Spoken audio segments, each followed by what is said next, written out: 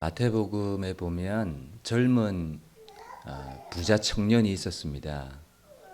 누가복음에 보면 그가 관원이었다 이렇게 표현하고 있는데 어쨌든 젊은 날 많은 재물을 얻게 되었습니다. 예수님께 찾아와서 물었습니다. 어떻게 하여야 내가 영생을 얻을 수 있습니까? 예수님께서 그 젊은 부자에게 네가 생명을 얻으려고 한다면 하나님의 계명을 네가 지켜야 한다 이렇게 대답하셨습니다. 청년이 어떤 계명입니까? 예수님께서 대답하셨습니다. 간음하지 말라, 도둑질하지 말라, 살인하지 말라. 10계명의 5에서부터 9계명까지의 말씀을 예수님께서 말씀해 주셨습니다. 내 부모를 공경하라. 이런 계명들을 청년에게 말씀해 주셨습니다. 그 청년이요, 그 얘기를 듣고 예수님, 내가 어려서부터 그 계명을 다 지켰어요. 근데 예수님께서 그 말을 들으시고 네가 온전하고자 할진대 너에게 한 가지 부족한 것이 있다. 그러면서 뭘 말씀하셨는가 하면 너의 가지고 있는 소유를 팔아서 가난한 자들에게 나누어 주라. 그리고 나서 나를 따르라. 그런데 이 젊은 부자 관원이요, 어떻게 한 줄 아세요? 재물이 많은 거로 근심하면서 돌아갔어요. 저는 이 말씀을 읽으면서 무엇을 근심했을까 이런 생각을 해봤어요. 어떤 근심을 했을까요? 이거 내가 어떻게 모은 건데 이거 어떻게 내가 나눠주지? 돈에 대한 생각도 할 수 있었겠다 싶은데 자기 스스로는 어려서부터 이 율법의 계명을 지켰다고 얘기했어요. 그리고 자기는 지켰다고 생각했어요. 근데 여러분, 율법의 중심 두 축이 있다면 뭐예요? 하나는 하나님 사랑, 그리고 하나는 이웃 사랑이잖아요. 예수님께서 이 청년에게 말씀해 주신 계명은 여러분 10계명의 1에서부터 4계명은 하나님께 대한 대신 계명이에요. 그리고 5계명부터 10계명은 이웃을 향한 대인 계명이에요.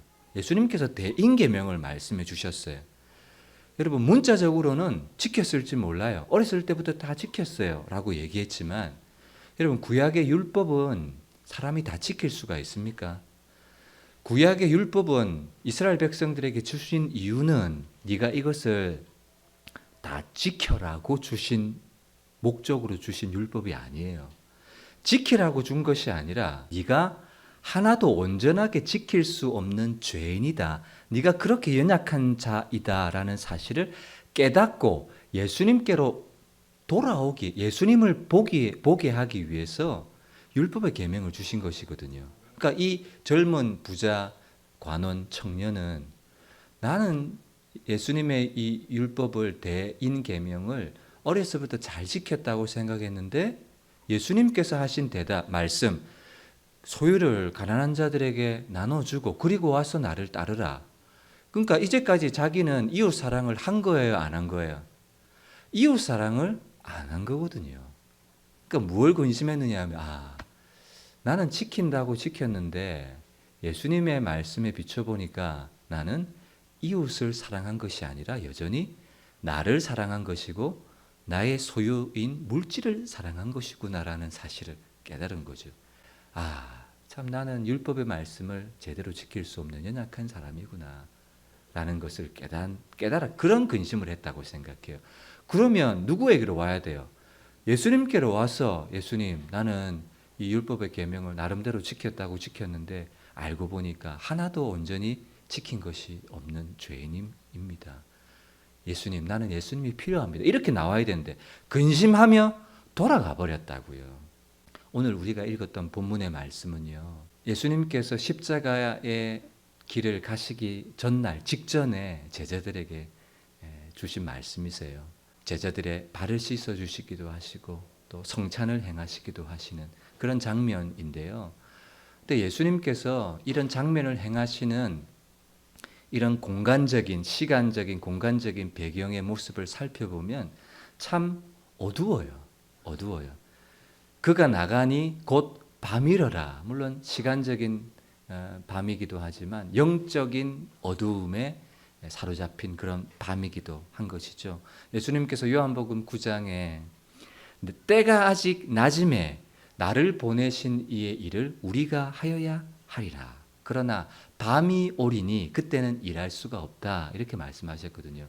이제는 뭐가 찾아오느냐 하면 예수님께서 잡히시고 십자가 지시면 밤이 와요. 밤. 예수님 일할 수 없는 밤이 오고 어둠의 세력이 활기를 치기 시작하는 밤이 찾아온다고요. 유다는요, 예수님을 팔러 밖으로 나가버렸어요. 그리고 예수님 자신은 죽을 것을 예고하셨고, 그리고 죽고 나면 아무도 예수님이 가시는 그 곳에 오지 못할 것이다. 이렇게 말씀하셨고, 그리고 누가복음 말씀해 보면 예수님께서 베드로에게 베드로야, 사탄이 너를 밀가부르듯 하려고 너를 청구할 것이다. 너를 요구할 것이다. 사탄이 베드로를 넘어뜨리게 막 시험하고 공격할 것을 말씀하고 계시죠. 근데 이런 모든 배경들을 보면 너무 어두워요. 그렇죠?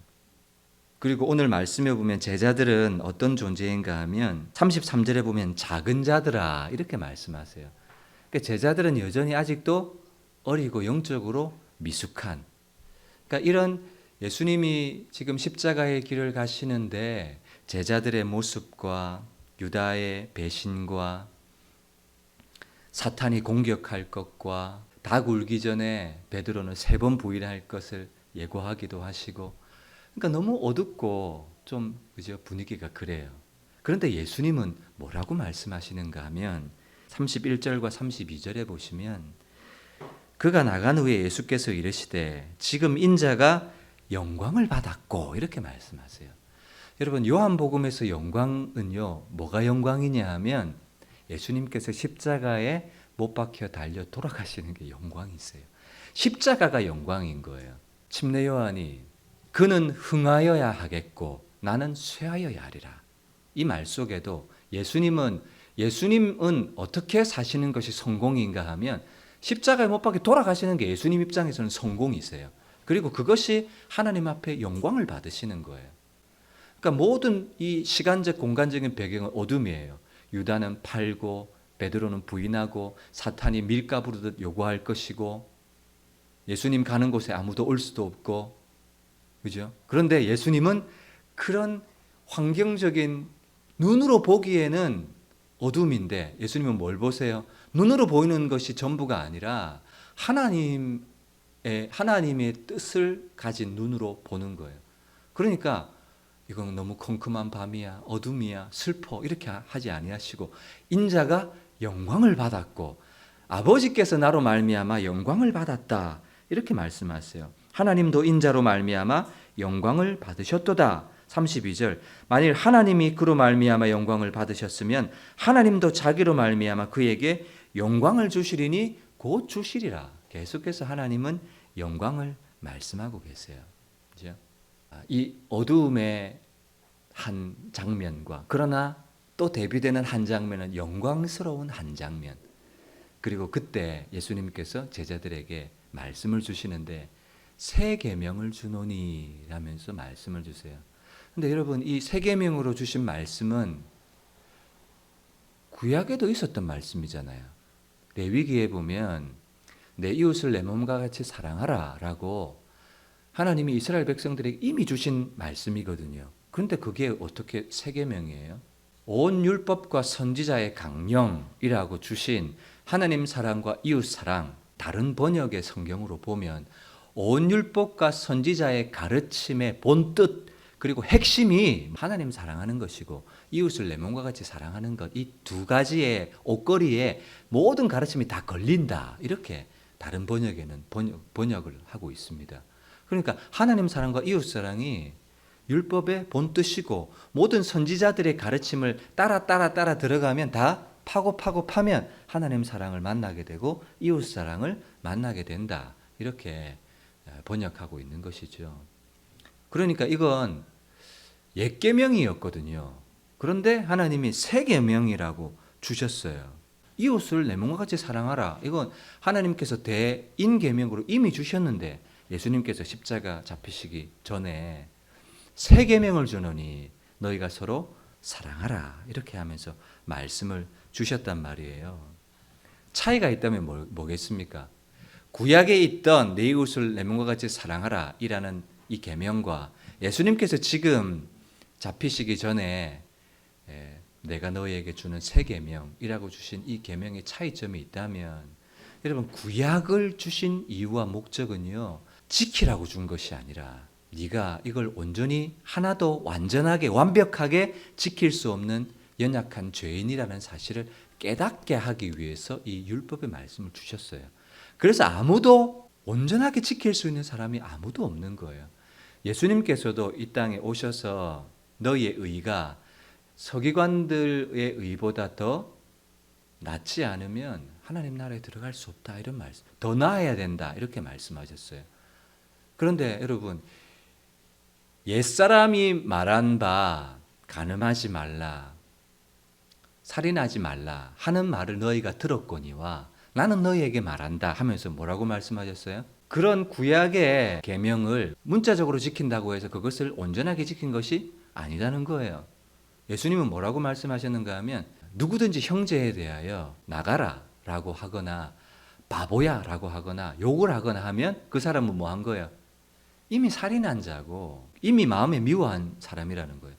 간음을 하지 않았어요. 육신적으로는 간음하지 않았어요. 그러나 마음의 생각으로도 남자를 여자를 보고 음욕을 품었다. 그러면 그거 이미 간음했다고 말씀하시니까, 문자적으로 여러분, 하나님의 구약의 율법의 말씀은 그 어느 누구도 완벽하게 지킬 수가 없어요.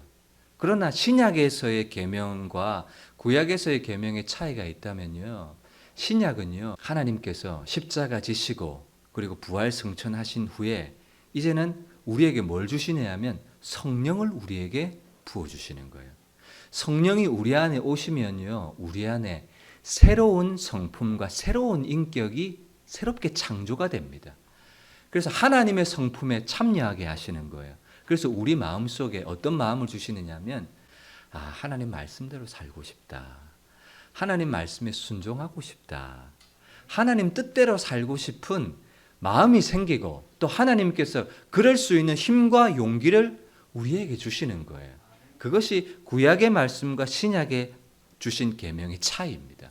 그래서 옛 계명이고 이 말씀은 새 계명인 거예요. 성령이 우리 안에 오셔서 우리의 힘으로는 불가능했어요. 아무도 하나님의 말씀을 지킬 수가 없었어요. 그래서 구약의 말씀 앞에서는 누구나 다 무릎을 꿇고, 하나님, 내가 로마서 3장 20절 말씀처럼 율법의 의로는 하나님 앞에 의롭다함을 입을 육체가 하나도 없다는 것을 깨닫고 하나님 앞에, 하나님, 나는 안 돼요, 나는 불가능입니다, 이걸 고백하는 자리에 이르게 되는 거죠. 그러나 이제는 예수님께서 십자가 지시고 우리의 죄를 사해 주시고 그리고 우리에게 성령을 보내주신 후에는요, 우리가 누구의 의로 섭니까? 율법의 의로 서는 것이 아니라 성령께서 우리 안에 주시는 의, 그리고 성령이 우리 안에서 하나님 말씀대로 살 수 있는 자원하는 마음을 우리에게 주시는 거예요.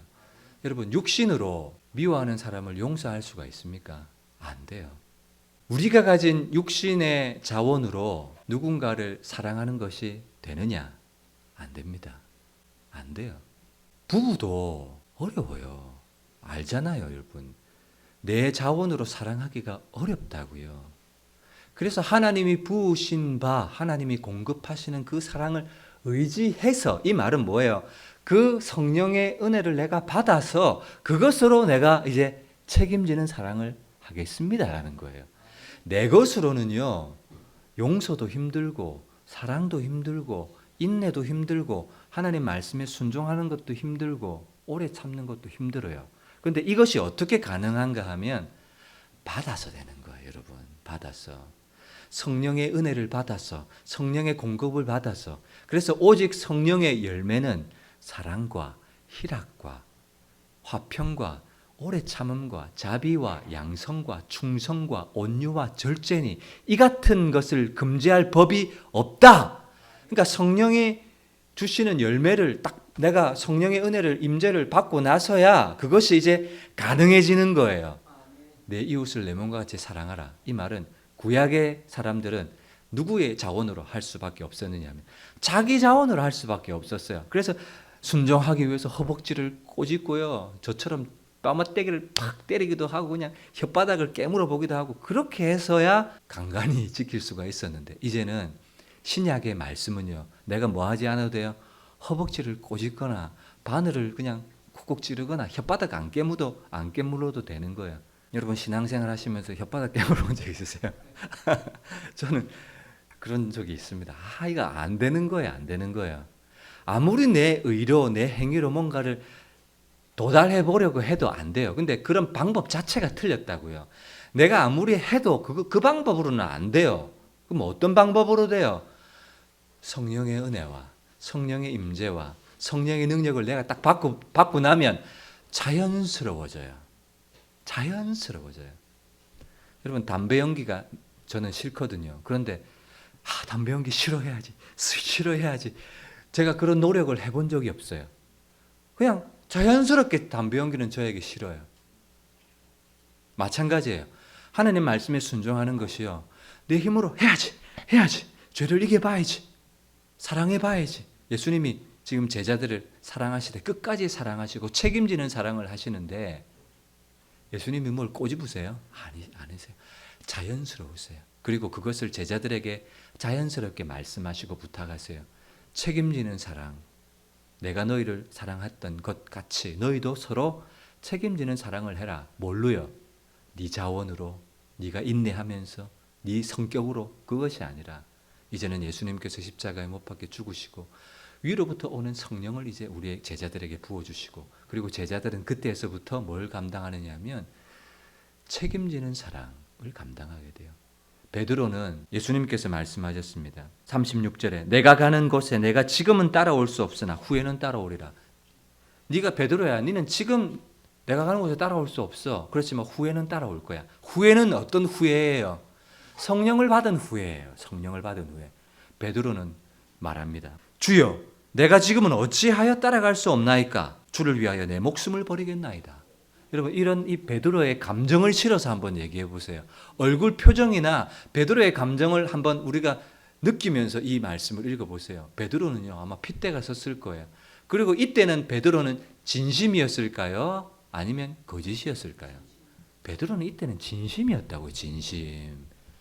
예수님 나는 죽을 준비가 되어 있어요. 이건 그냥 한 말이 아니라 베드로 자신에게는 진심이었어요. 진심. 그러나 여러분 하나님을 따라가고 말씀에 순종하고 끝까지 책임지는 사랑을 하는 것은요. 내 진심으로 하는 것이 아닙니다.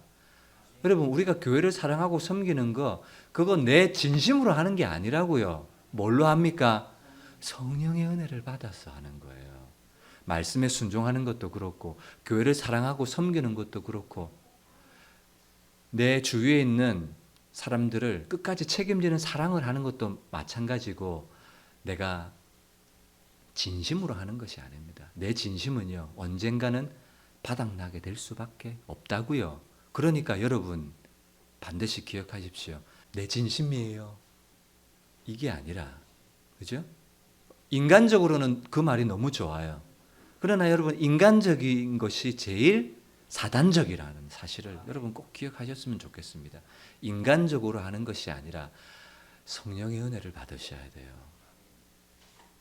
그래서 교회를 힘들고 어렵게 하는 사람들은 육신에 속한 자입니다. 성령에 속한 사람이 교회를 사랑하고 교회를 유익하게 하고 복되게 합니다. 그러나 육신에 속한 영적인 어린아이는요 계속 인간적인 것을 얘기해요. 나는 아볼로에게, 나는 베드로에게, 나는 바울에게 이렇게 그러니까 파당을 일으키고 교회를 분열되게 하고 교회를 어렵게 만드는 이유는 성령의 은혜를 받지 못한 사람들이 교회에 가득하기 시작할 때 교회는 어렵게 되는 거예요. 여러분 우리 교회는 작지만요 육신에 속한 영적인 어린아이들보다 소수지만 성령의 은혜와 임재를 경험한 소수의 장성한 사람들이 교회의 핵심 멤버로 딱 자리 잡고 있을 때 여러분 교회는 일어설 수밖에 없는 거예요. 그러니까 여러분 교회가 부흥이 안 되고 힘들다. 목사님이 경험이 없거나 목사님이 실력이 없거나 이렇게 얘기하시면 안 돼요. 누구를 돌아봐야 할렐루야. 누구를 돌아봐야 됩니까? 성령에 충만하지 못한 내 자신을 목사도 그럴 거예요. 내 자신을 먼저 돌아보는 거예요. 그래서 베드로는요 지금 진심으로 얘기를 했어요. 그렇지만 이런 진심으로 할 수 있는 것이 아닙니다. 후에는 네가 나를 따라오리라. 그러면서 38절에 내가 나를 위하여 네가 목숨을 버리겠다고? 네가 그런 진심으로 나를 따르겠다고? 하시면서 닭 울기 전에 네가 나를 3번 부인할 거야. 다른 말로 하면 네가 나를 부인하기 전에는 절대로 닭이 우는 일이 있다 없다? 없다. 닭은 절대로 안 운다. 그러니까 이 베드로는 뭐는 있어요? 원함은 있으나 로마서 7장 18절의 말씀에 보면 원함은 있으나 선을 행할 능력은 없다. 이렇게 말씀하세요. 누가요? 성령의 은혜를 받지 않는 사람은 원함은 있어요. 그리고 진심은 있지만 행할 능력은 없어요. 살아갈 능력은 없어요. 책임질 수 있는 능력은 없어요. 말씀에 순종할 수 있는 능력은 없어요. 근데 누구는데요? 성령의 은혜를 받은 사람은 원함도 있을 뿐만 아니라 그 원함이 자기 안에서 자연스럽게 말씀의 열매, 성령의 열매를 맺을 수 있는 자리에 나간다는 것을 말씀하고 있습니다. 여러분, 그래서 신앙생활은 뭐 꼬집고요, 막 고행을 하고 그렇게 하는 것이 아닙니다. 힘들게 신앙생활 하는 것이 아닙니다. 단지 우리가 힘들어서 구해야 될 것이 있다면 성령의 은혜를 구해야 되는 것은 우리가 해야 될 일이지만 말씀에 순종하기 위해서 회초리를 갖다 놓고 그럴 필요가 없는 것이죠. 왜냐하면 행위로 하나님을 기쁘시게 하는 것이 아니라 하나님이 주시는 은혜로 성령으로 그렇게 해야 된다는 것을 말씀하고 있는 것입니다. 지금 예수님은 베드로가 3번 부인할 거다. 사탄이 너를 공격할 거다. 내가 가는 곳에 너희는 따라오지 못할 거다. 유다는 떡을 받고 나가니 영적 어두움이 활기를 펼치는 어두움이다.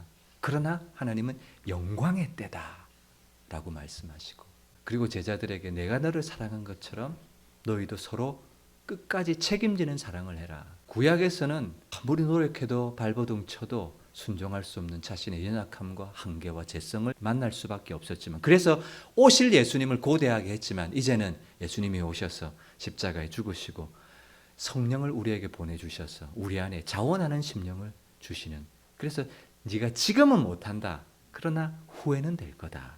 그래서 베드로의 마지막은 어땠습니까?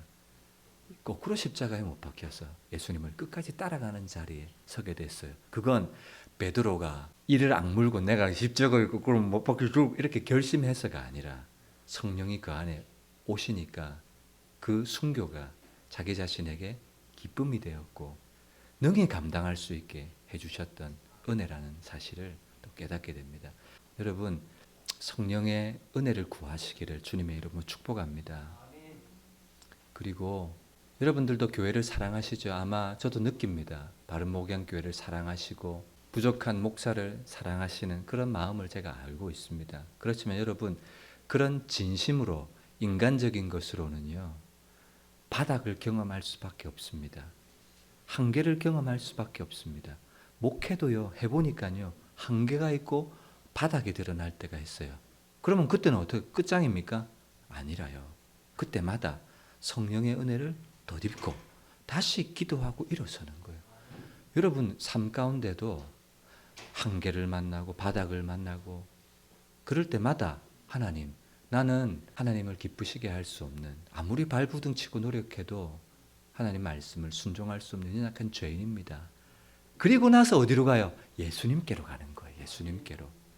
근심하며 돌아가는 것이 아니라 그런 자신의 한계와 부족함과 연약함을 발견했다면 돌아가는 것이 아니라 세상으로 가는 것이 아니라 주님 앞에 나와서 주여 나를 붙잡아 주세요. 주여 약속하신 성령을 내 안에 부어주세요. 그러면서 다시 힘을 얻고 용기를 가지고 하나님이 하게 하시고 살게 해주시는 그런 새 계명을 순종하는 그런 삶의 열매와 결실들이 있으시기를 주님의 이름으로 축복합니다. 책임지는 사랑, 끝까지 사랑하는 것, 그리고 말씀에 순종하는 것, 내 힘으로 어렵습니다. 내가 율법을 잘 지키고 순종하는 사람이라고 생각하는 것은 착각입니다. 오늘 이 시간 성령을 구했으면 좋겠습니다. 성령님, 내게 오셔서 나의 연약함과 한계, 내가 얼마나 부패하고 썩었고 타락된 인생의 목적을 가지고 살아가고 있는지를 깨닫고 이제는 성령의 은혜로 이 땅을 살아갈 수 있는, 그리고 끝까지 교회를, 성도를, 이웃을, 하나님을 사랑하고 책임지는 사랑을 할 수 있는 우리가 될 수 있도록 하나님의 은혜, 성령을 구하는 기도 하나님 앞에 올려드립니다.